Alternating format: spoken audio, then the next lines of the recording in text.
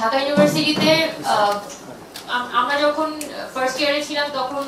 মালগুলো পাওয়া যেত 15 টাকা, 14 টাকা, 15 টাকা। এখন পাওয়া যায় সেটা 20 টাকা, 25 টাকা এরকম। কিন্তু ওইটার কনজিউম মানে করাটা কিন্তু কমেনি। উল্টা দেখা যাচ্ছে যে ছাত্রদের মধ্যে আগে যে সিগারেট গুলো তুলনামূলক খারাপ সিগারেট হিসেবে কনসিডার হইতো, ছাত্ররা কিন্তু দিন দিন দেখা যায় ওই সিগারেট গুলোর দিকে ঝুঁকে যাচ্ছে। তো কর আরোপ করার ফলে দেখা যাচ্ছে যেটা সে দেখা যাচ্ছে একটু ভালো সিগারেট খেতে পারতো এর আগে, সে দেখা যাচ্ছে সিগারেট খাওয়া সে থামায়নি, কিন্তু সে আগের থেকে বাজে কোয়ালিটির সিগারেটটা খাচ্ছে। যেহেতু ভালো সিগারেট মধ্যে কিছু নাই, মানে জাস্ট এটা একটা অ্যাজাম্পশন যেটা স্টুডেন্টরা যেভাবে করে কনসিডার করে যে এখন মানে জিনিসটা হচ্ছে একটি স্টুডেন্টের কাছে তখন এটা খুবই অ্যাজ এ স্টুডেন্ট আমার কাছে মনে হয় তাহলে এটা তো খুব বেশি ফল আসলে দিচ্ছে না। কারণ আমি দেখতে পাচ্ছি যে আমার যে বন্ধু তার কিন্তু শরীরের ক্ষতি আগে থেকেও আরো কি বলা যায় অপরিশোধিত তামাক খাওয়ার কারণে তার আরো ক্ষতি বেশি হচ্ছে। তো সিগারেটের শুধুমাত্র কর আরোপ করাটা আদৌ আমাদের জনস্বাস্থ্যগত সমস্যাটা সমাধান করতে পারবে কিনা এটা অবশ্যই একটা ডিবেটেবল ইস্যু। যদিও এটা সত্যি কথা যে সিগারেটে কর আরোপ করার কারণে আমাদের রাজস্ব আয়ের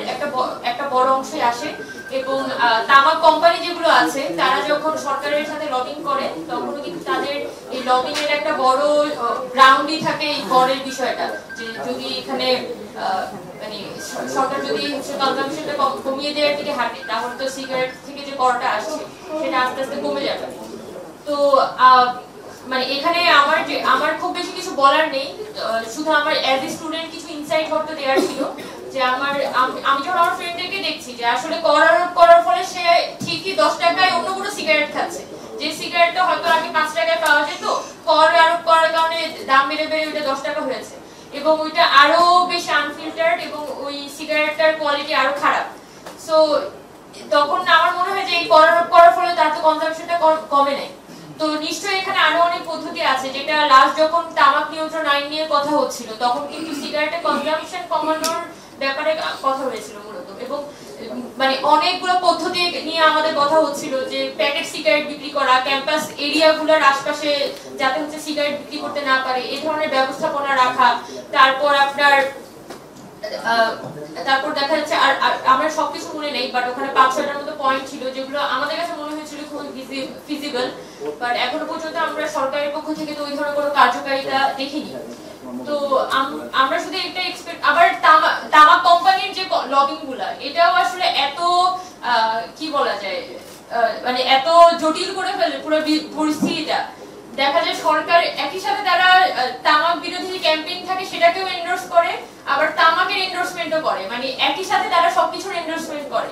যার ফলে দেখা যায় যে যারা অ্যাকচুয়ালি তামাক নিয়ে কাজ করতে চায় তাদের কাজটাকে তারা এই তামাক কোম্পানিগুলো আরো জটিল করে ফেলে। তো এই জায়গা থেকে হয়তো বর্তমান সরকারের একটা সুযোগ আছে যে মানে এই যে আমাদের তামাক কোম্পানিগুলো যেভাবে সরকারের মধ্যে আসলে প্রভাব বিস্তার করতে থাকে অনবরত, সেই প্রভাবের খাতগুলোকে আস্তে আস্তে একটু সংকুচিত করে আনা। তো তার ফলে হয়তো আমরা শুধুমাত্র কর আরোপ না করে মানে এখানে কর আরোপের বাইরেও অন্যান্য পদ্ধতি অবলম্বন করে আমরা তামাকের ব্যবহারটা কমানোর কথা ভাবতে পারি।